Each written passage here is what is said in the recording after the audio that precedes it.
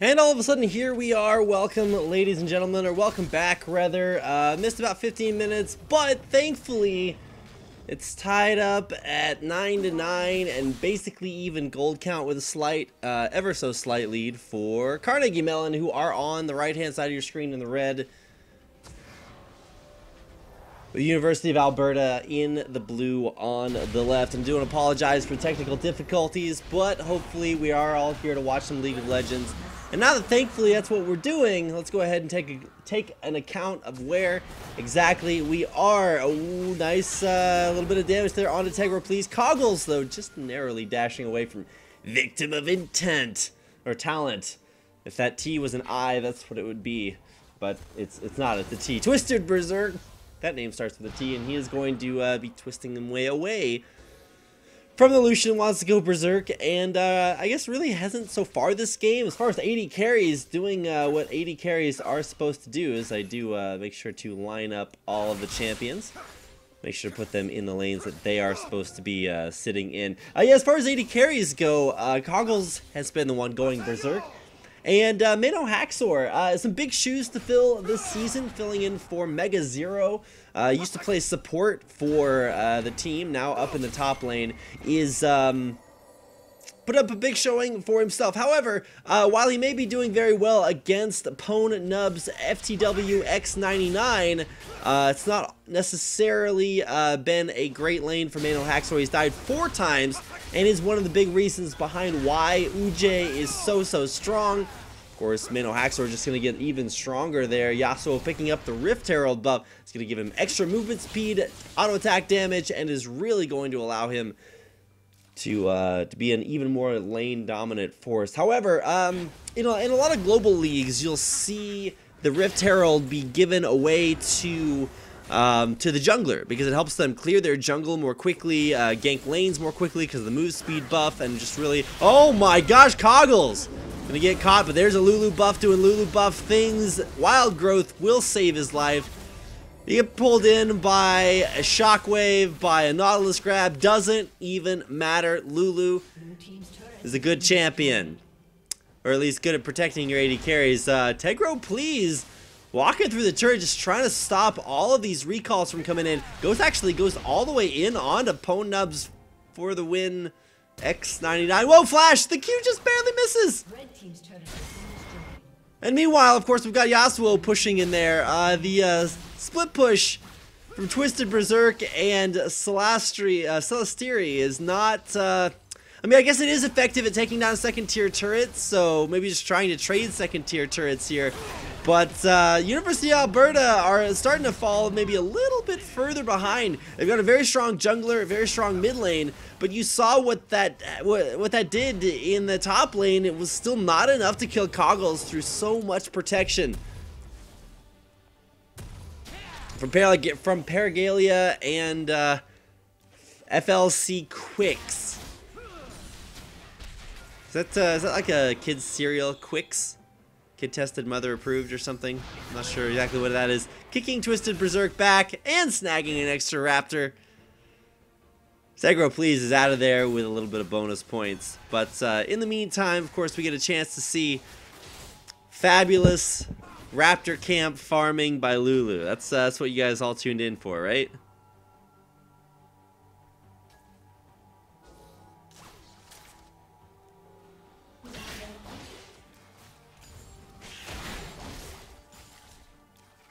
Just as a heads up, I am the only one running the show here, so in case you guys are looking for some co-casterinoing, that is unfortunately not going to be possible here, but it is going to be possible to see some great League of Legends and listen to my melodious voice, even though I have actually been super sick for the last few weeks. So if you can kind of see that or hear the deep, sexy undertones, that's what it's there for. Whoa! Twisted Berserk!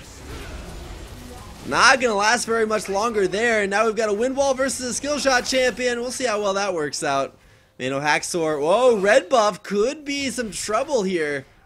It's Ezreal, Celestiri not overextending there, but oh man, looking for a dive. Carnegie Mellon just trying to flank around behind that bottom second tier turret.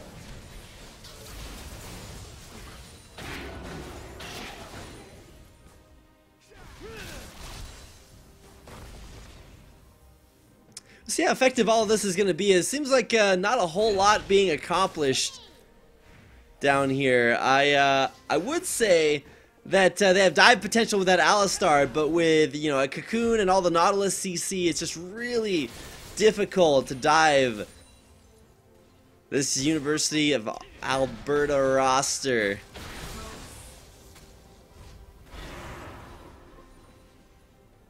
And really, Alberta, for having some, excuse me, struggles in the turret department. Down 2 turrets to 5, down 2 dragons, and so objectives have not really been their strength. They are hanging on remarkably well. They're trying to keep it up in the gold count. Over the last 7 minutes that we've been able to watch this game, the gold count's only extended by about 1,000 to 1,500 gold, something along those lines, so it has not been by all that much, but it is still extending, and so University of Alberta will need to put up some form of defense should things go awry here. The big issue for me that I'm starting to see is that, okay, so you've got this you know, hyper carry Yasuo is just doing Yasuo things. No possible way that Nautilus can split push against him as a top laner. Whoa, Shockwave misses. You can't grab that Lee Sin. He's too fast.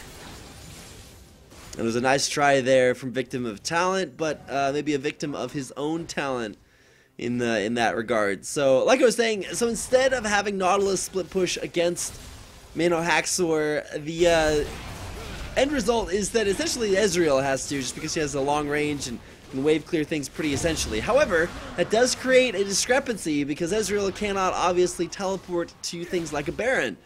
So I think the big play here for Carnegie Mellon is to force that big objective, fight a 4v5 once you get the teleport in there. Ezreal has no hard crowd control, so there's no possible way that he'll be able to stop Manohaxor, who can just back off to a bush and hit that teleport button. And so yeah, we should see a willingness to pressure this Baron here by the rest of Carnegie Mellon.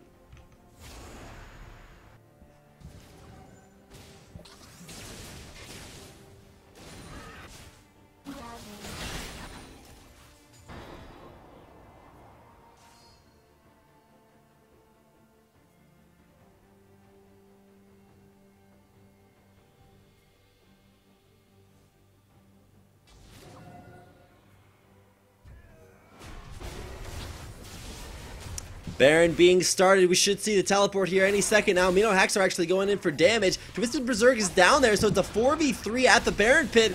Baron down to half health. Perigalia pretty low. Here comes Elise in for the steal. Does he have Smite? No, Smite's early! And it's not going to be able to get the steal. Instead, Elise goes down. Victim of Talent might be a victim of the culling, which does get canceled. Poor Coggles here in a little bit of a rough spot. A lot of damage there, but Twisted Berserk might go down. Yeah, Ignite's going to take her out. And this greatest Pwn Nubs 90 for the win. X99 is doing it, tanking up this damage.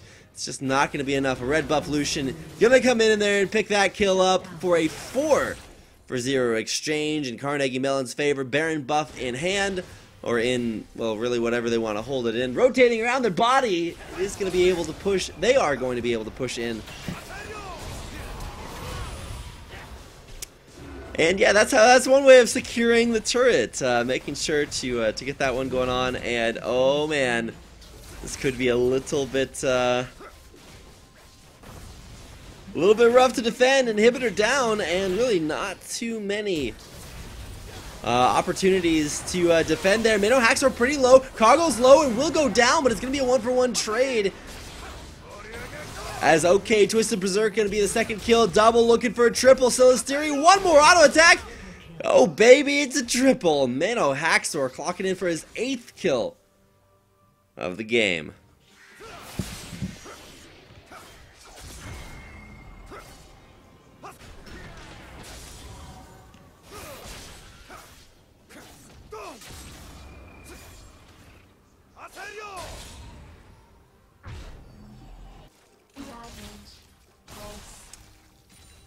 So this game, what a game.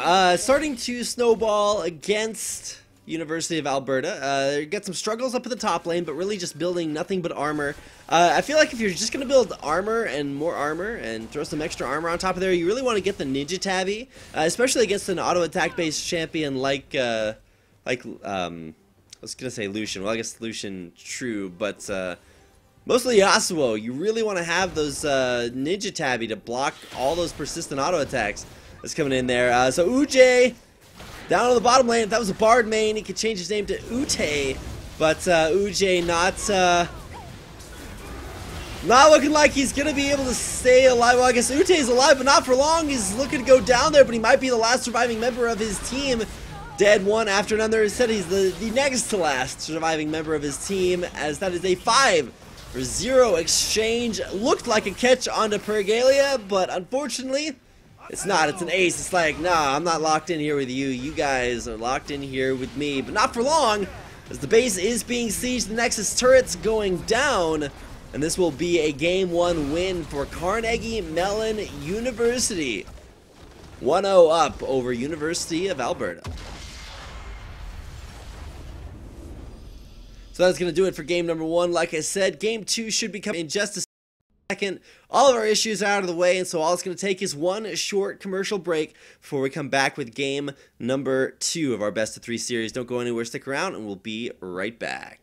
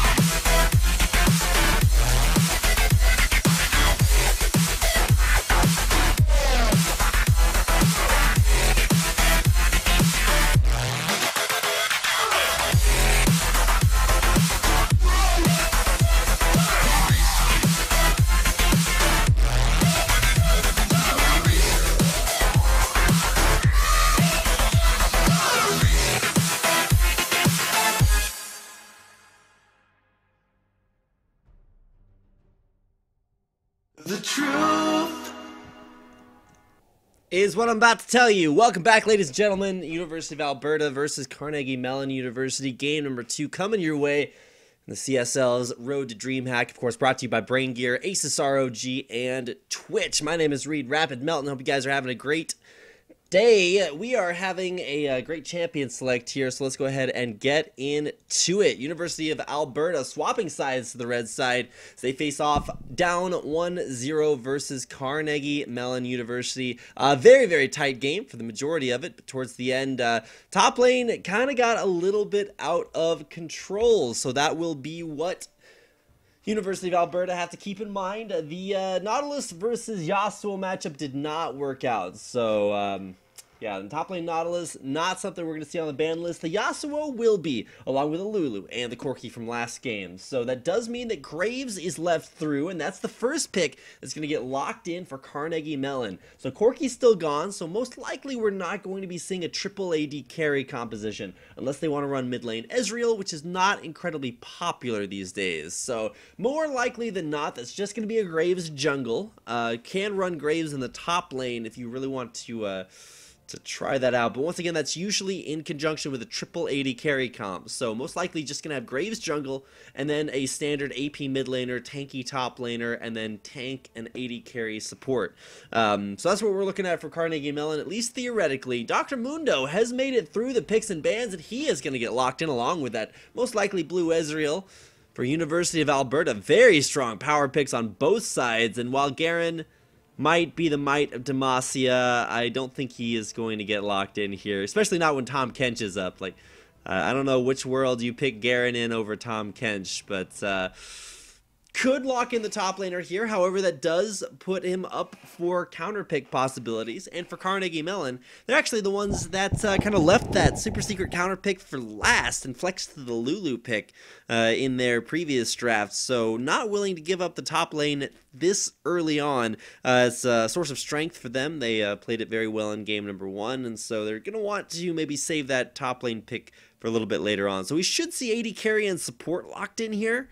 AD carry thinking about being a Lucian, and could make it Lucian Janna. That'd be a pretty good way to lock that one in, but no, instead locking in Elise, and that means that Graves is going to be run most likely in the top lane for Mano Haxor. Now, theoretically, there's some flex possibilities here. Like I said, we did have a top lane Lucian, so that's always out there as a possibility, but more likely than not, it's going to be an AD carry Lucian with a top lane Graves jungle for the Elise, and we're going to save the last pick for support and mid lane. There for Carnegie Mellon. On the other side, University of Alberta, they've got a tanky top laner.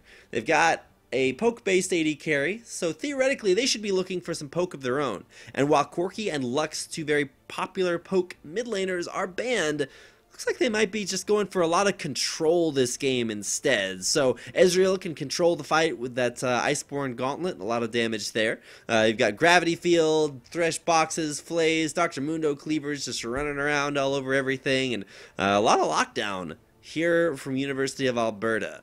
Carnegie Mellon, on the other hand, much more going for just strong power picks and an individually strong champion lineup. The Alistar lock-in with the Lucian, okay, sure, there's combo ability there, but the big question mark's going to come from the mid lane. And oh man, if it is an Ahri locked in, that is going to be a catch comp. So basically, they're looking for Alistar to catch somebody out with a headbutt pulverize, and you change that into a charm, into a cocoon, or any of the spells in any order. You're looking to say, hey, we want to get you. And more importantly, this with the exception of Alistar, is an all-ranged champion composition, so very, very good at sieging turrets up and then just trying to hit those charms or cocoons or something along those lines. Alistar also good at sieging turrets because he can just dive the turrets, easy peasy. And while Wukong did just get a super sick new lunar skin in honor of the Lunar New Year, we probably will not be seeing the Wukong locked in. That'd be a little questionable. Now, this is most likely going to be Graves top lane, unless it's Graves jungle with an Elise top lane, which would be super weird, because I have definitely not seen that in a while. They're still hovering over this Wukong, and they haven't changed it yet. Is Wukong the pick? And it looks like that is going to get locked in. Oh my gosh, that is going to be a Wukong. Now, is it top lane or jungle Wukong? I have mostly seen jungle Wukong, and that would leave Dr. Mundo top. But if you put Mundo top lane versus a Graves, I'm not sure how well that works out, especially early on. The Graves burst can be a little bit too much for Dr. Mundo to handle. So some question marks definitely out there, but excited to see the Graves picked, and not in the lane I was expecting him. I was expecting him to go jungle, but nope, we're heading top lane with that for Mano Haxor. He once again is going to be facing off against Pwn Nubs for the win 99, who kind of got pwned in game number 1. His Nautilus killless there for the majority of that game, and now against Mano Haxor, one of the strongest champions in the game right now. Graves kind of nuts, not necessarily totally in the top lane. We'll get a chance to see that as a little bit of a new pick there, but the Wukong as well, throwing up some question marks in my mind.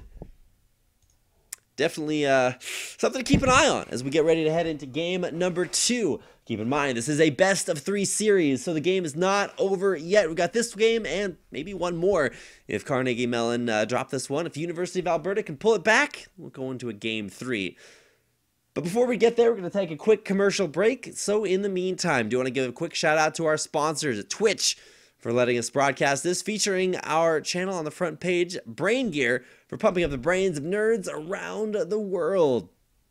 In case you guys are like, well, how does it do that? What is Brain Gear all about? It's essentially an natural energy supplement. It's got vitamin B12, B6, green tea extract, vitamin E, vitamin D, grapeseed extract, and a whole bunch of stuff to help you think big by pumping up your brain. With that, help you improve your focus and clarity with Brain Gear. So definitely check them out and thank them for supporting us and making this season of the CSL possible. And of course, making possible our trip to DreamHack for the grand finals of the CSL this season is the Asus Republic of Gamers. Asus, of course, making some of the world's best PCs, laptops, and monitors out there. And of course, making possible our grand finals at DreamHack. So big thanks to Asus. Definitely let them know. You can follow them on Twitter at Asus_ROG. And thank them for supporting the CSL this season. And thanks for sticking around. It's been great to have you guys along for the ride. Stick around because we do have game number 2 coming up here in just a second. Carnegie Mellon versus University of Alberta. So don't go anywhere. We'll be right back after a short break. It's running in our blood. The answers are lying here within.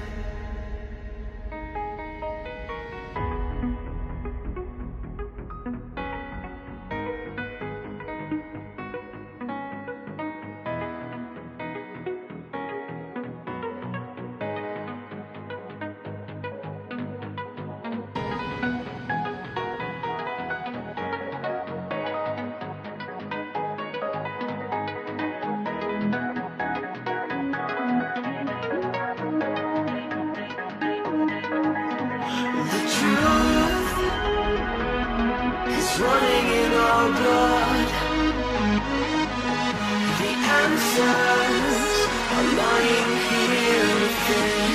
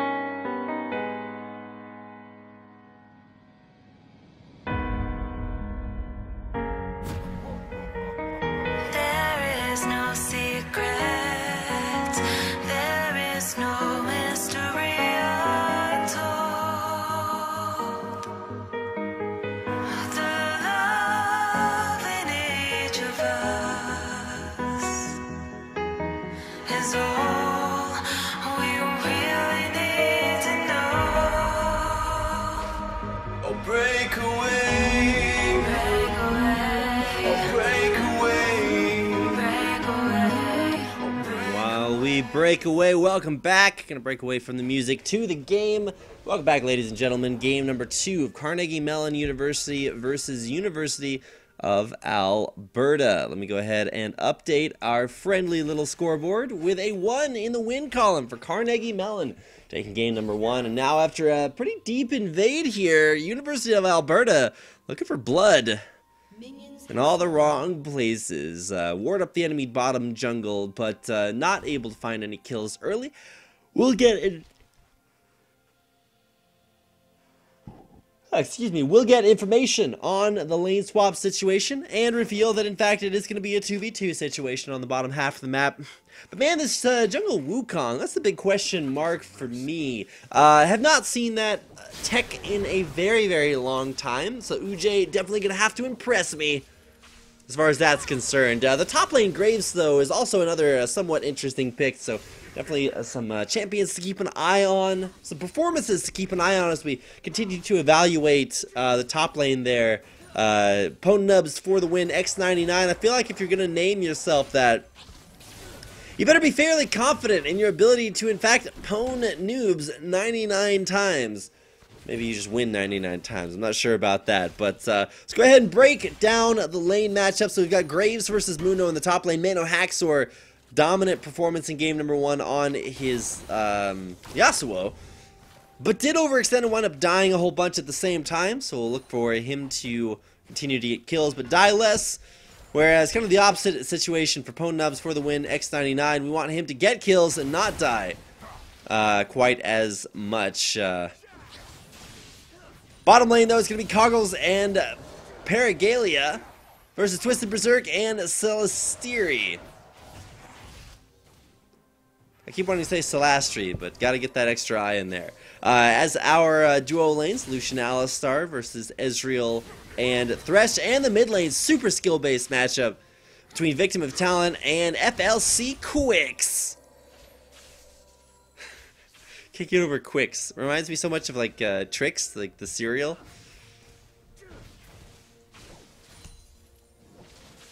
Which now just makes me want cereal. So you can tell when the last time I had breakfast was. It's the most important meal of the day. Go eat it. But in the mid lane, Victim of Talent has been eating a lot of harassment. And as I make sure to put everybody in the position they should be in, the charm missing there means that, I mean, Quicks is a little bit lower on mana, so you can see some, maybe running out of that resource and being forced to head back to base a little bit ahead of schedule. But now top lane, we've got Tegro Please coming in, so if Pwn Noobs for the win, X99, I'm just going to say noobs, or nubs, overextends past this minion wave up in this area. He's going to take a cocoon to the face, and that is not going to be very good. Dive potential is definitely there with Wukong not showing himself, but probably want to either go when there's a huge wave or wait until it resets, and that's exactly what Tegro Please is going to do. Try to snowball this lane so that Mano Haxor can get ahead, and that hopefully Victim of Talent, or that hopefully Nubs will not. So we're looking for the cocoon. It's pretty guaranteed. There's the damage. The cocoon will land, dashing forward, but not going to go underneath that turret, forcing out the flash and a recall back to base. No kill, but still some advantages there. FLC Quicks now in Struggle Town as he is very low on mana, below half HP, and Victim of Talent still in a great position now. Arcane shifting and flashing away. Ezreal pressing the peace button. He is out of there. Coggles and Perigalia, but not enough pressure. Cocoon number 2 will land right into a charm. There's the ignite. The flash forced out there as well. No kill once again. Still lots of summoners being blown. Kind of surprised to see Victim of Talent take ignite in this very, catch-based, hard CC kind of lineup. You definitely want to bring that that cleanse in there, but grab underneath the turret. Perigalia not running away super quickly. Didn't actually have flash there, Perigalia, from going in aggressively earlier on in that exchange. So that could definitely have been pretty dangerous. Got some trades going on top lane as the push continues for Mano Haxor, pushing Ponubs for the win. X99 out of the way. Get to where you guys can read the items being bought there over to the side. And yeah, just want to give a big thanks to everybody for coming out, tuning in.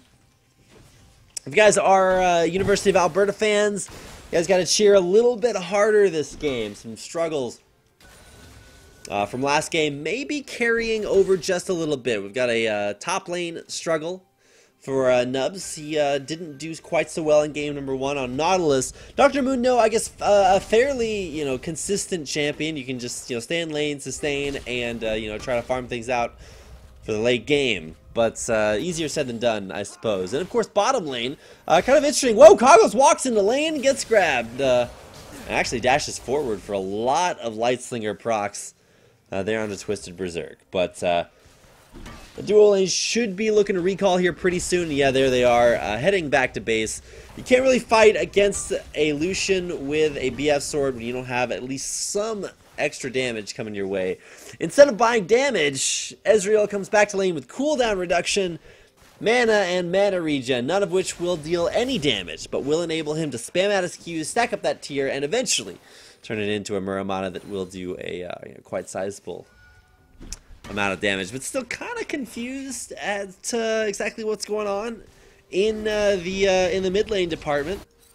Haven't seen a whole lot of that. Pwn Nubs for the win. X99, he is level 6, so he can pop his ultimate here in dire time of need, man. I think you just gotta hit it. Yeah, there you go. Not wanting to get executed by a surprise collateral damage, so definitely have to keep an eye on there. We've got an eye on the bottom lane there. Cocoon right into Twisted Berserk. There's the Pulverize, and it's going to be first blood for Coggles, going to Carnegie Mellon University.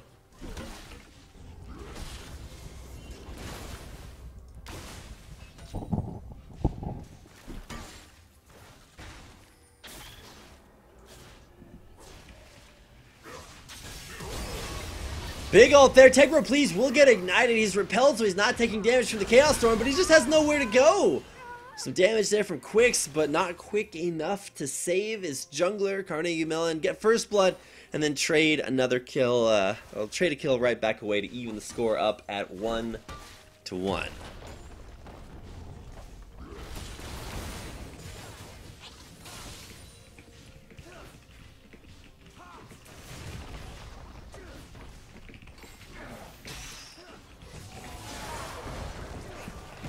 Pulverized, there's the headbutt. Twisted Berserk's getting battered and battered and beaten around. There we go. Beated, not a word in case you guys were wondering. Whoa, the big burst! Mano Haxor. Pulling out the Haxors now does need to be careful against overextending. We got Wukong going in with the red buff slow. Mano Haxor will get a slow of his own, but yeah, there's the ultimate. Forcing the flash out. There's a flashback in. One more dash. Ute picking up this second kill of the game for University of Alberta, and that's going to tie things up once again at 2-2 this time. Crazy amount of action there, and yeah, just a little bit greedy, overextending there. Mano Haxor got punished for it, even though it did, require a lot of resources. Ute was able to follow up for the kill. There we go.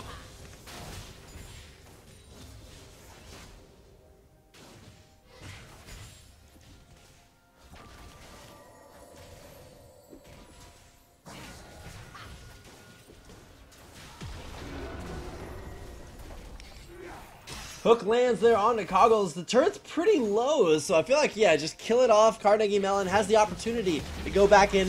Paragalia's pretty low at this point. Does have his ultimate, but is that going to be enough to save him? No. A 1-for-1 exchange as both supports go down. Teleports being channeled there. Tegro, please, is going to suicide just to make sure that there's not too much there. Coggles, though, with a summoner heal. It's not going to be enough there, and Nubs, the helping victim of talent, pick up himself a kill. Carnegie Mellon, way overextended there in the bottom lane, took the turret, but at what cost?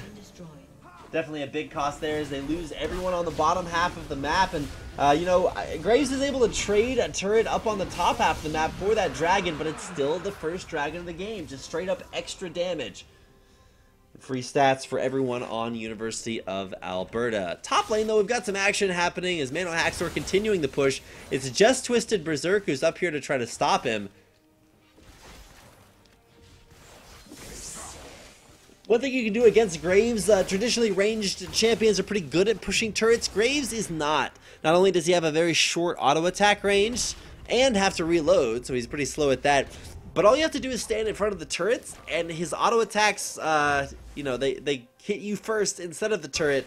You block the auto attacks, he takes turret aggro and has to stop. So, yeah, Graves not the greatest at pushing turrets against an enemy laner. That being said, he's pretty good at killing enemy laners, and he's already done that once to Pwn Noobs for the win. X99, whose name I will never tire of saying this entire series, because it's, you know, basically the best.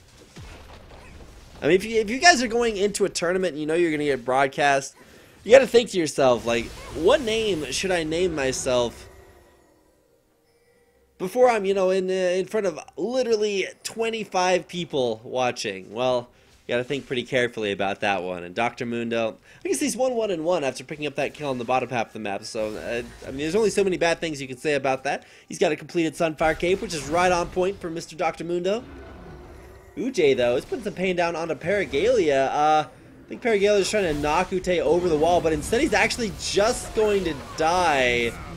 Big ult out there, but action in the top half of the map. Mano Haxor pretty dead here. Needs a couple more auto attacks, but just gets burninated down. Nubs takes him out, and that'll be his second kill of the game. Mid lane, though, we got even more action. Tegro, please. We'll look for the repel. Gets back underneath the turret, but not in time to escape the death ray. That's going to be a 4-0 victor. University of Alberta, they do not have 1 point, as is incorrectly illustrated on the scoreboard. It is, in fact, 0-1, as Carnegie Mellon is the team up 1 point, but maybe evening up the score with a performance like this. Carnegie Mellon kind of hemorrhaging kills so far, and really the jungle has been the struggle. This jungle Elise just not working out, and you know, it's kind of weird because in game number 1 we actually saw a huge jungle performance. This Uje kid knows how to jungle. He's done very, very well on both jungle champions, Elise in game 1, Wukong here in game number 2. So it's nice to see that he can play, you know, very standard strong junglers like Elise, then pull out some pocket picks like Wukong that you guys may not be as seeing quite as commonly. Culling in the mid lane, trying to push champions back, and University of Alberta should be forced to give this turret up for free. That's 3-1 in turrets, and maybe possibly some damage at least on the second tier turret in the mid lane, but overstaying your welcome, definitely a lesson that Carnegie Mellon could have learned from all those deaths given away down there in the bottom lane. And while, yes, the kill count may be different, the gold count is actually still in Carnegie Mellon University's favor. So they've given away a lot of kills, but they've made that back, and just look at some of these CS differences. Top lane, we're working on that flame horizon, but we're not there yet. Just setting up for, let's see, what is that, a 40 CS lead? 45? Working on it. And now, oh, Nubs onto Tegro, please. Tegro is super squishy, will be forced to flash, but right into a Thresh, flays him backwards, serves him up. And to give you a hint, this is not going to go well. 1v5, Tegro, please. Watch out for that. Up all alone in the top half of the jungle. And more importantly, he was alone by himself in the enemy jungle without his team pressuring objectives. And that's what feels so bad whenever you're a top laner, or whenever you have a top laner that does that, they die and they type salty comments to you. You just have to be like, dude, look at the minimap. If we're not putting on pressure, you can't overextend like that. So, throwing away the 10th kill of the game there to Alberta. Keep in mind, technically, Carnegie Mellon with a better roster, or a better record rather for their roster than Alberta at 9-0, undefeated before this series. So kind of interesting to see them go undefeated and then pick up their first defeat tonight versus a team that really only has one defeat at the hands of Connecticut. University of Alberta, they definitely firing on all cylinders. Maybe not all of them. They've got a strong jungle and mid lane. AD carry a little bit behind schedule And even though Dr. Mundo has managed to catch up a little bit in CS, he's still down about 40 and will probably not be able to deal with Graves, given that Youmuu's Ghost Blade completed, reduced magic damage from things like cleavers. Thanks to that Maw of Malmortius. And Maw is actually super good for Graves because it actually gives him Spell Vamp, which works on all of his skills. So you wait until you pop the Maw of Malmortius, once that does get eventually upgraded. And then you can ult somebody down, you deal tons of burst damage, and you just get that huge burst heal off the Spell Vamp. It's not huge or anything, but it is still pretty good. Rift Scuttler and Rift Herald both being taken out by Carnegie Mellon, and Mano Haxor, he's going to be the recipient of that buff, which does mean his pushing power is a little bit better, but does also need to make sure that he does not run into all these cleavers. 3 cleavers in a row, and he is actually not dead. He's going for the burst, the flash away there, Cocoon! It's going to land into the execute. Thunderlord's Decree coming out into shutdown. Tegro, please, putting himself on the board there with his first kill of the game. And now going to help Mano Haxor push up the top lane. Absolutely no one and nothing there to stop them. But, of course, on the other side of the map, this will be the second dragon of the game being taken by University of Alberta.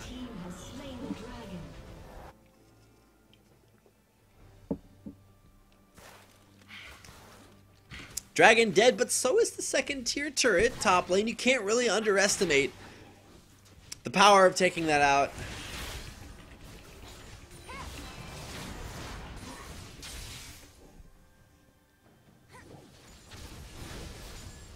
And with that second tier turret down, that does mean that really bottom lane should be the rotation that we see here from Carnegie Mellon. Swapping over Mano Haxor down to the bottom half of the map, and consequently Tegro Please probably down there as well. Nice disengage there by CMU as they avoid getting hooked into anything too crazy. I still can't get over how one-sided the kill count is. One-sided the dragon count is, both in University of Alberta's favor. But then you look at the turrets, you're like, wait a second, they're up 3 turrets. Turrets actually give gold. Dragons don't give gold. Kills do give gold, but certainly doesn't make up for some huge CS differentials, both in the top lane and in the AD carry roles. Carnegie Mellon kind of crushing that in CS, up 30 and, just about 30 CS in both of those situations. So some CS struggles, but of course you got to talk about the jungle. There's a 20 CS lead for Uj. That guy has been going off this game, 4-0-3, and if you take a look at the gold values, you can see that he is actually just under tying for first there. Twisted Berserk taking the culling, goes down to the big burst. Mano Haxor trying to get away from Uj, gonna get pulverized. He is pulverized and out of there, shut down. Perigalia taking down from the Ignite. Will he stay alive? Just barely alive, off there towards the back of the team. Tegro Please repels the cleaver. Tries to make it out of there and does successfully. Mano Haxor very low, needs to respect this damage coming his way. Pushing forward along with the rest of this Carnegie Mellon lineup. They are so low. Probably will need to back out. There's the Ignite to stop the healing. Coggles flashing in. I don't know about that flash, just making sure to secure the kill. And will be CMU pushing in for a team fight win and also a turret takedown, even if they have to tank it themselves.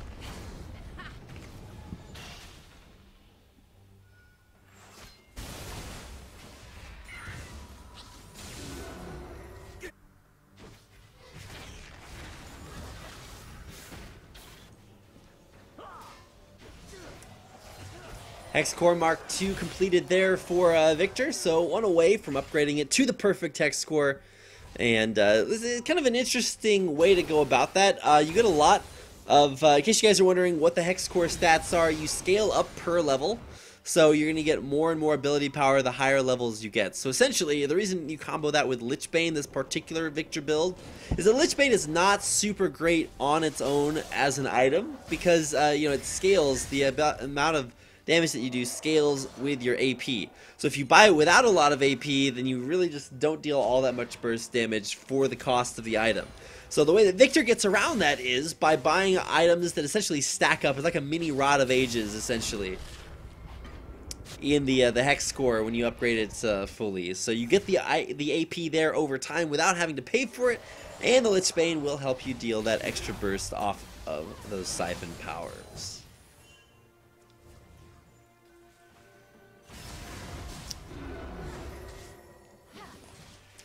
Action starting to heat up here as... Pause for dramatic effect. The hook misses! And with that threat out of the way, it does mean that the rest of Carnegie Mellon still pushing their way up the mid lane. Keep in mind, sieging turrets is a great idea for this Carnegie Mellon lineup.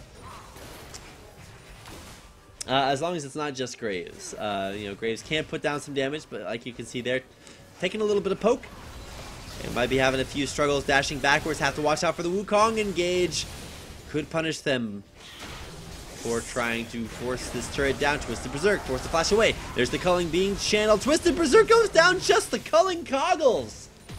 They're to take him out for the 8th kill of the game here for CMU. Turret down. Perigalia missing. And there with the pulverize. Saves his ult for now, but is still very low. Down at about half HP towards the back of the fight.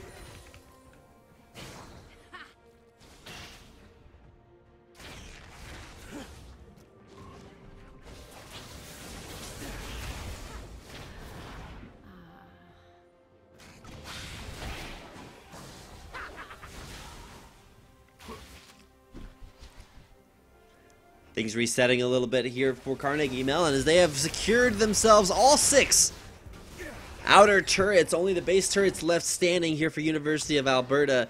And man, it's kind of interesting to look at where the kills are. You got a 4-0 Victor, who's just really not being a really big factor here in these fights. And even though not a factor so far as in the kill department, Quicks has been still showing up. Those 4 assists have turned into 4 kills for the rest of her team. That's what assists mean.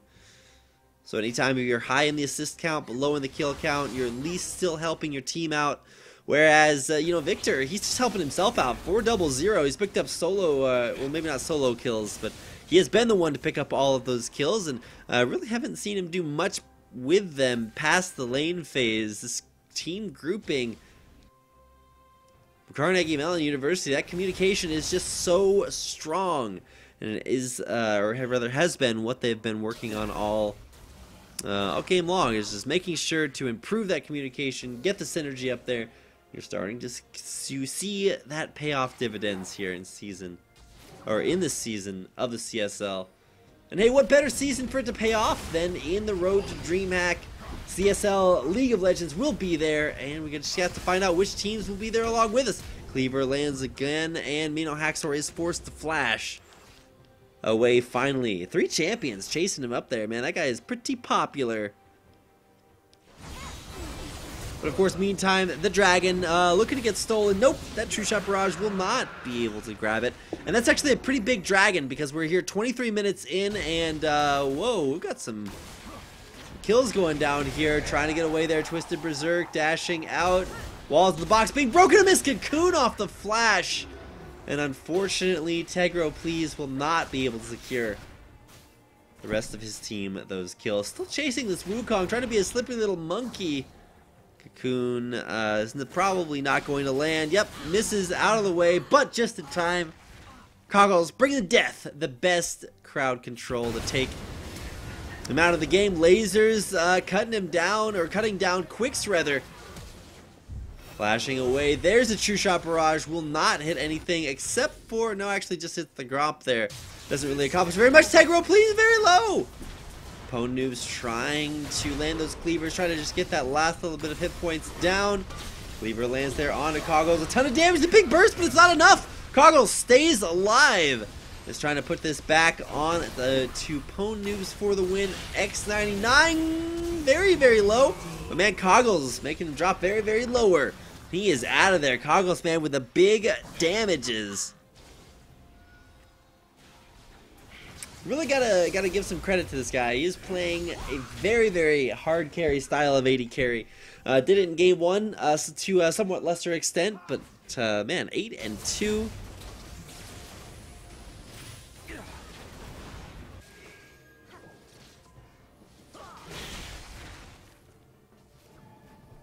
Definitely a very strong force to be reckoned with. But as far as this game concerned, whoa, arcane shift! What was that sick outplay?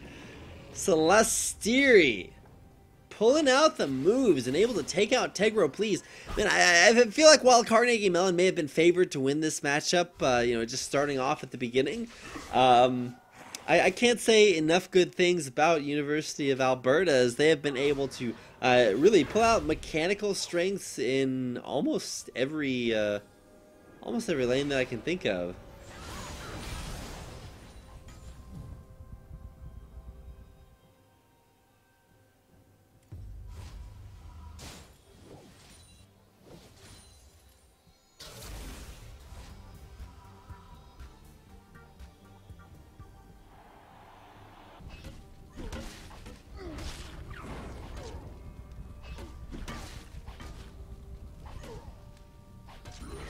For the time being, yeah, just taking some resident sleeper time there to watch Dr. Mundo kill off the Rift Scuttler. Super exciting, I know, as is watching Ezreal walk around. So, some stuff to talk about. I mean, Baron is up.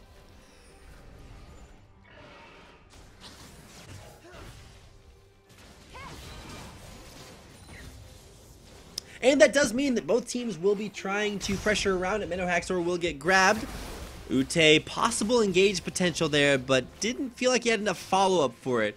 And one by one, oh, that ward does not actually get seen there in the back. If you check the vision, this pink ward cannot see the ward in the back of the Baron pit. That will be giving vision, and that does mean that Wukong will be able to stealth his way around here. Ute looking to go in. There's a big engage. Will be able to stealth there in the pit, but goes down instead. Coggles, godlike, kiting out towards the back. Coggles still alive. Menohaxor there. Coggles kiting, will go down there. Let Quicks, or FLC Quicks, in a little bit of a struggle position himself. Quicks very low there. Everybody low. This is a rough situation for Carnegie Mellon to be in. They do back off the Baron safely, but at what cost, man? These guys are ridiculously low. Man, Menohaxor, why you gotta get greedy? Here comes Victor to make him pay, but instead, we'll actually just go ahead and farm out the wave.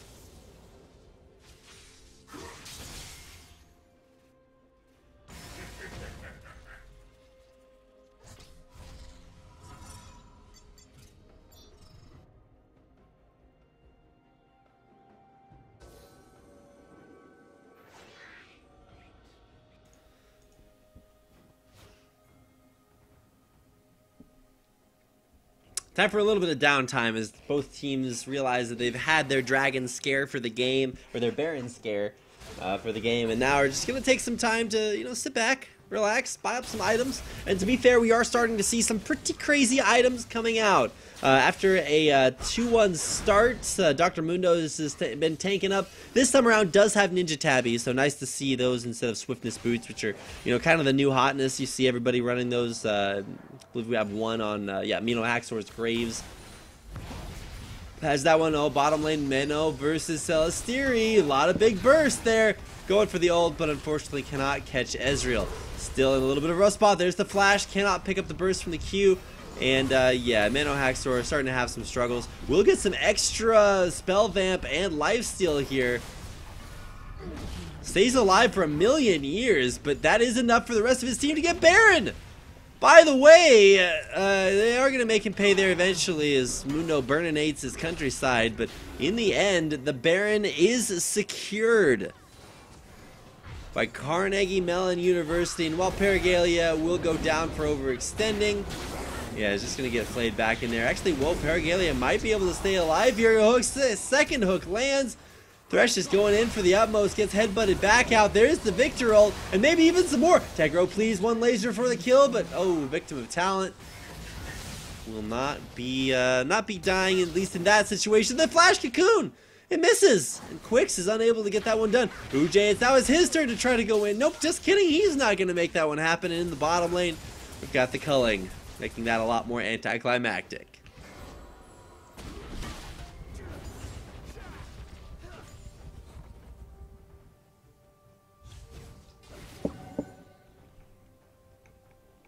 Alright, well, we certainly have quite the game on our hands, my friends. This is, I I don't know, a new experience for me in terms of you know, games where it looks super close and then you realize it's not super close, and then it gets super close again.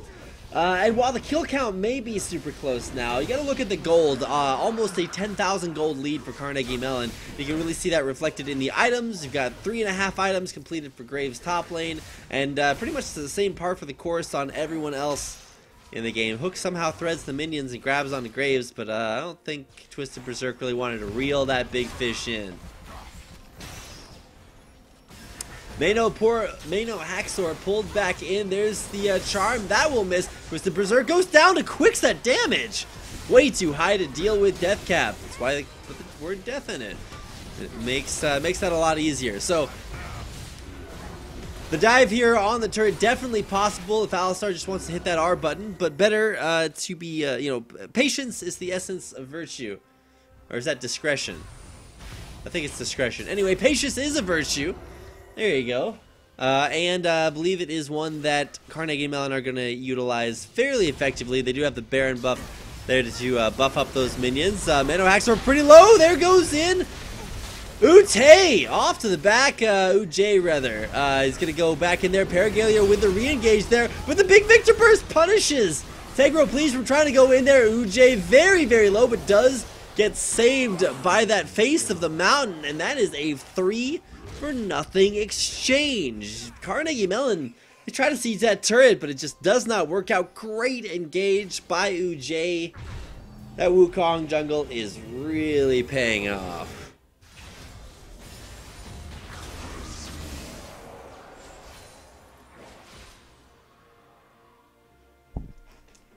And now, for all intents and purposes, kind of back to the drawing board.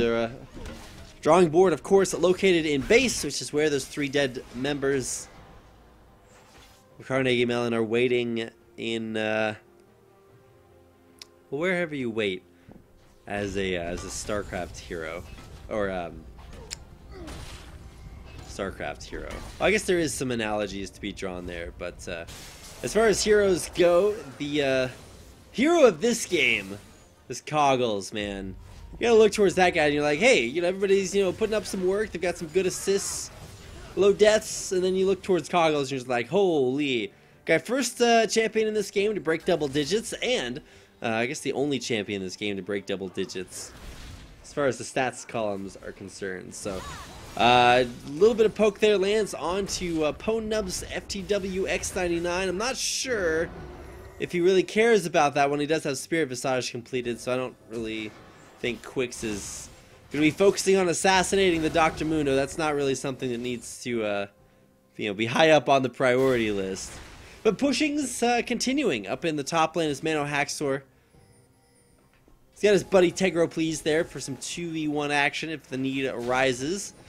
Mano Haxor really committed towards this top half of the map. A lot of burst damage going down there, but the Cocoon lands on a Twisted Berserk. A lot of damage to Mano Haxor, very low. Needs to continue to kite backwards. Chilling Smite, but the kite is good.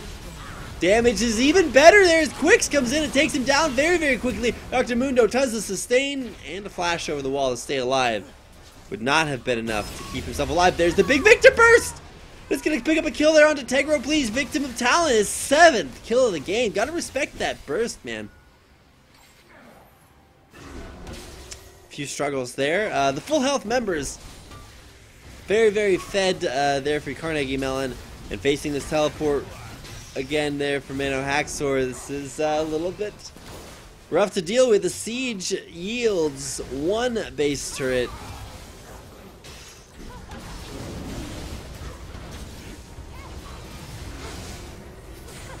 And now trying to kite backwards. Whoa, that Thunder Roller's proc, very, very big. And of course, to flash away, Paragalia might not even be able to escape here. Victor kiting is so strong, it's a double kill. As if he needed any more Victim of Talent, maybe a victim of his own talent, or making other people a victim of it. So he clocks in for now almost double digits. Trying to rival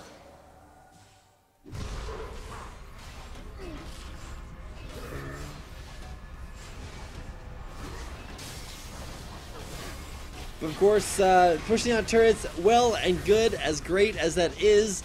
You do have to actually do something with that. Whoa, arcade shifting forward, Celestiri.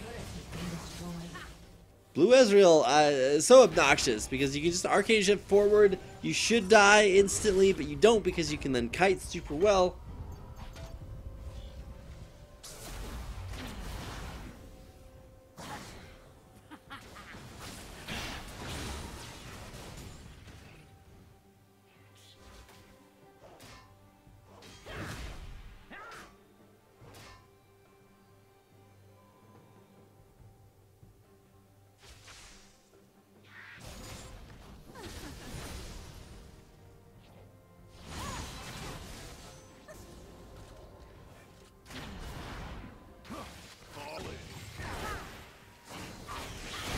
Trying to fall in here, but Twisted Berserk in a little bit of a rough spot, forced to face of the mountain.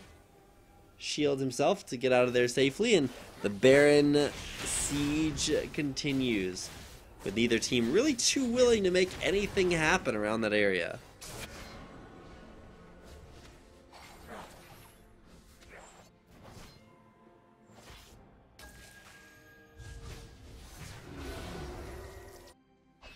Continual poking in here from Celestiri. That's what Blue Ezreal is doing. He does have the majority of the items completed for that Blue Ezreal build. Even Lord Dominic's Regard, even though it's a red crossbow, does have a blue background, so maybe that counts. Maybe it doesn't. Dr. Mundo not actually caring about really any of the damage being thrown his way. And turns out Tegro Please is going to be between a rock and a hard place. Comes down and might just go down. Flash away there. Talent is out of the fight there. Quick's coming in, looking for a kill of his own. Does not find one. Very, very low. How did Tegro survive? I don't know. Quick's that flash maybe a little bit questionable. The hunt is on, but is Baron a good idea? I feel like the answer is no. Carnegie Mellon disagree. They are going to go for this one. And do they have the damage? Last time they tried this, did not work out quite so well. But this time around, it actually does. And there is a Baron Nashor steal. Or not steal, but kill. Coming in there for Carnegie Mellon.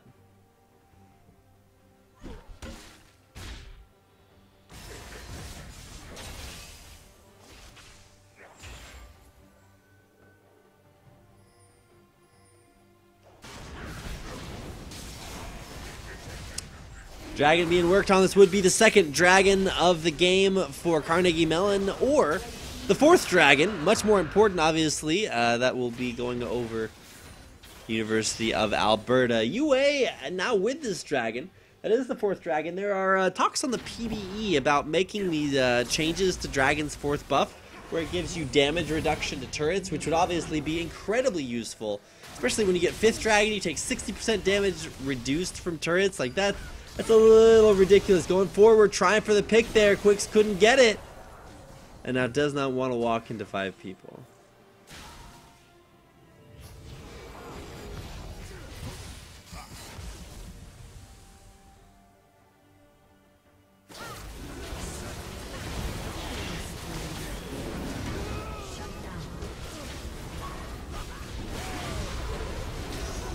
Big Wukong ult there, forcing Kagos to get away. Does get hit by the cleaver there. No, at the very end. And that's going to be Potent Ups for the win. X99 with a kill. On to Graves.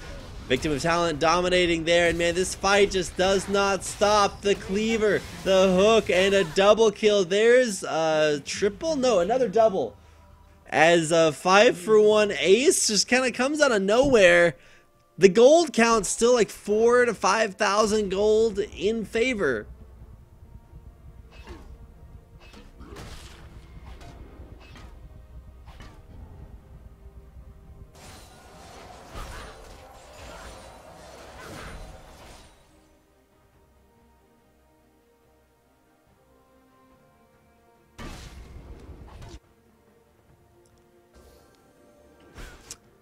Wow, this game kind of taking a little bit of a stalemate. We are 39 minutes in. We should be starting to see full builds from just about everyone.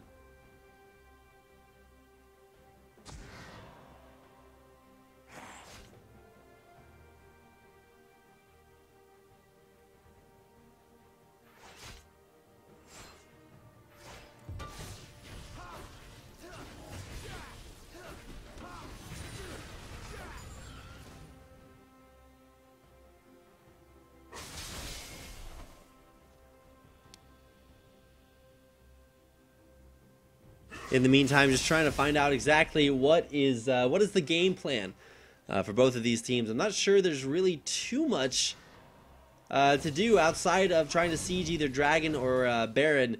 For both teams, Baron, of course, is an objective, but for University of Alberta, Baron's a pretty big deal or Dragon's a pretty big deal for them. That would be 5th Dragon. And of course, you guys all know how devastating that is. It doubles absolutely everything. You get double percentage damage bonus, you got move speed, you got damage to turrets, and all kinds of crazy stuff. You just want to make sure to get that buff.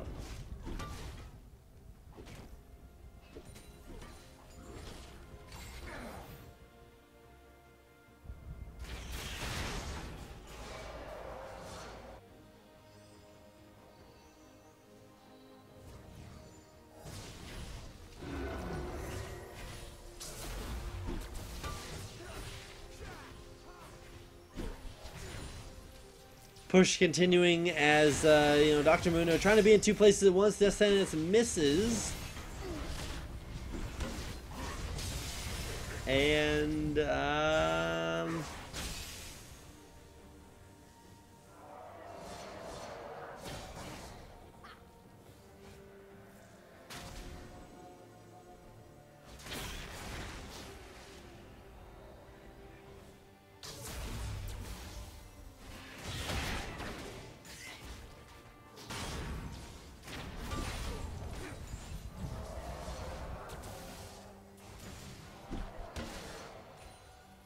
still trying to figure out exactly what the play is here. You got a nice spread from Carnegie Mellon. They are trying to play this one slowly and steadily, so that they might, you know, go about winning the race, as it were. They are up 1 game, so if they do win this one, we are out of here with a 2-0 victory.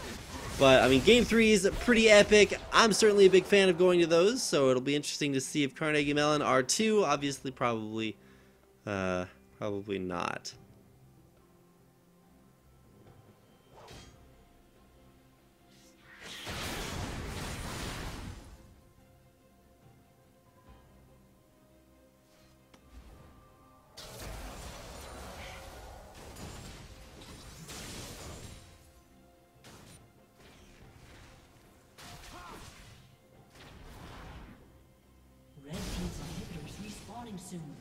Inhibitors coming back up, blue buffs being taken, and now with Baron, not really, you know, the big issue at hand. The bigger issue is going to be things like, you know, denying this 4th dragon. That's, you know, why you can see guys like Perigalia there just to try to, you know, make it as cleanly swept. There you go.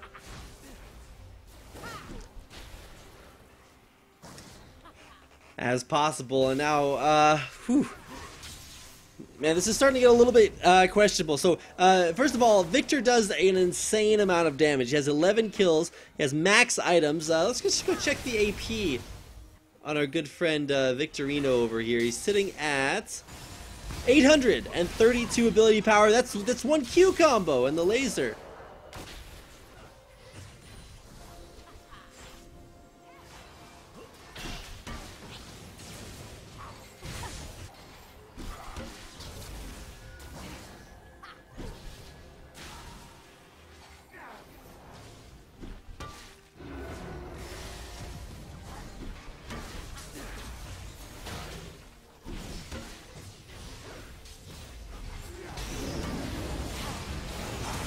But here we go. Dragon is the big objective. Everyone's fighting around there. Twisted Berserk very, very low, but there it is. They're going to get lit, and that is the 5th Dragon buff secured for, I thought it was secured for Carnegie Mellon, but no, it's not. It's Alberta. They're the ones that are going to grab that one. Can Carnegie escape with their lives intact? The answer is yes, just barely. Perigalia not quite so lucky, and, man, CMU, they're going to fall, they're going to drop that one, and they're going to lose Baron as well. Carnegie Mellon overstepped their bounds there, and, okay, yeah, no steals possible here. Just back away. Actually, Twisted Berserk's pretty low here. University of Alberta could have possibly bitten off more than they could chew. Nope, they're going to get Dragon, get Baron.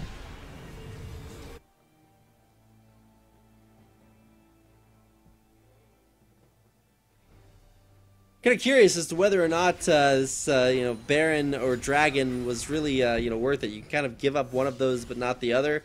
Instead, Carnegie Mellon wind up giving up both of those. That means that not only do you have to wait through Baron buff, but you also have to wait through double.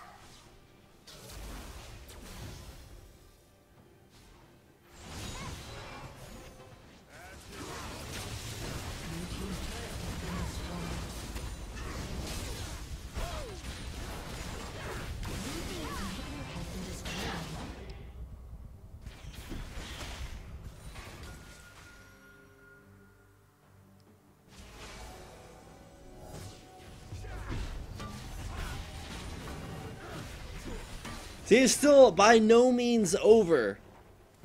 Certainly, we've got, as strong as that 11-1 kill Victor is, as much as he can just, like, one-shot burst anyone out, we've still got 11 kills, of course, on the other side, on kind of his, not quite counterpart. Oh, so close on that catch. If that Wukong had gotten caught out there, instantly putting pressure on the base.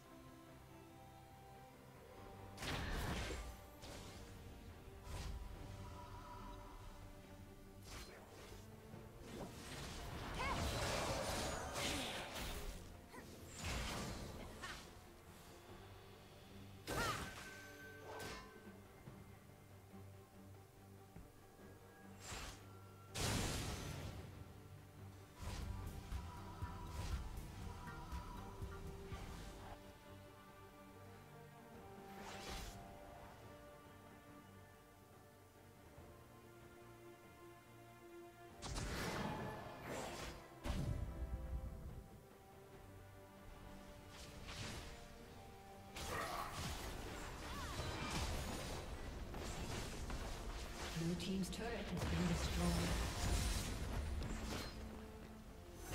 One by one, these turrets kind of starting to fall. The siege potential from Baron and 5th Dragon is just absolutely ridiculous. Not too many ways to deal with that one. And as soon as one or both of those buffs go down, is going to be go time.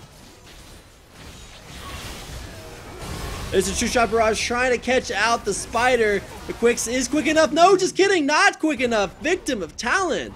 They're to take him out there, and in the meantime, Nubs for the win. X99 still pushing away up in the top half of the map.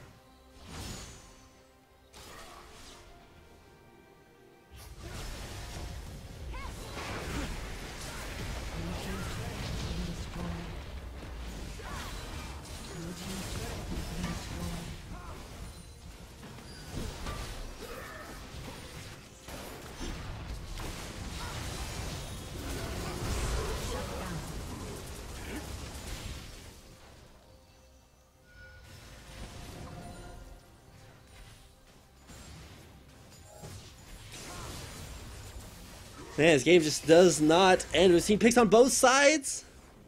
The gold count now dead even at 90,000. 500 gold, 90,600, 700, just dead even, neck and neck. Kills don't matter, gold doesn't matter. It's all about winning the game. Now, of course, you can use both of those things to win the game.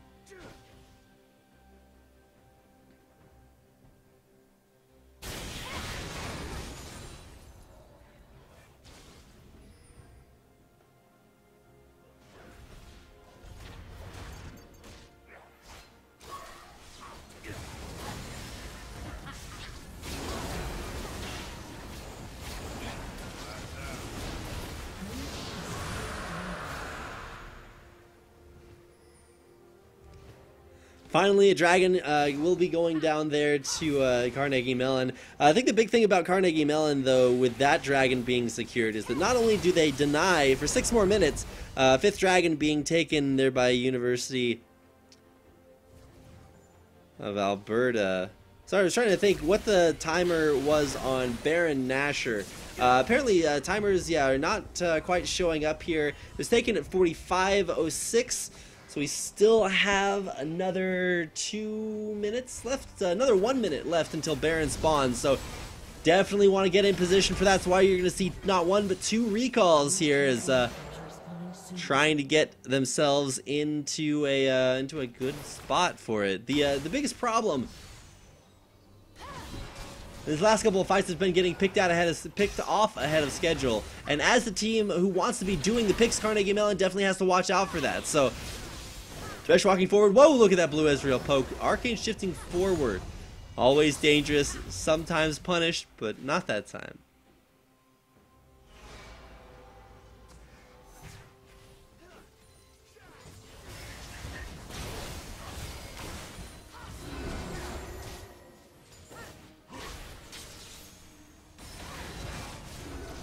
So trying to keep an eye on this mid lane, and this is where solo casting kind of gets a little bit rough. You've like, all right, I've got you know like 30,000 jokes, right? And then you run through them all in the first 10 minutes because you're just like doing nothing but talking to yourself. You're like, hey, let me just mention something super interesting and fascinating. You're like, wait a second, I've already said more words than 2 people should be able to say. Baron taken down there by Alberta. They're gonna grab Quicks. Where's that Zonya's hourglass? No, just gonna be jumping, dashing away, does not actually have Zonya's. Quicks is out of the fight there. Taker please tries to turn it back around there, but look at the damage. Alberta is turning this around. They're huge and they're large in charge. There's the arcane shift forward, forcing Coggles to get out of there. And hacks are very, very low. Quicks low as well. True shot barrage will scrape him, but Coggles stays alive. This is going to be a very, very stalwart defense here if Carnegie Mellon want to hang on for just a little bit longer. But with Baron buff minions pushing in there, this could be one of, if not the last fight of the game. Nexus inhibitors going down there. I think, yeah, this is not going to be a fight that Carnegie Mellon can deal with. Last auto attack, no, but it's not going to come in there. Cargo's trying to kite backwards, does get 1 kill. Can he find a second one? There's another kill there. Quicks coming in. The Nexus is so low. Quicks, can he find the 1v1? He needs to be able to kill off this Ezreal. There's the charm there. Can they take down? No, it's a triple kill. It's the last Styrie there with the ace in the base at 53 minutes, 35-25. The grand total of 60 kills. Game number 2 will go to University of Alberta. So if you thought that game was good, man, what a game. What a series. Now heading into game number 3. None of these CSL points being given away without a fight. So stick around. We'll have game number 3 between University of Alberta and Carnegie Mellon University coming up here in just a second. So you don't want to miss it. Make sure to stick around. We'll be right back with game 3.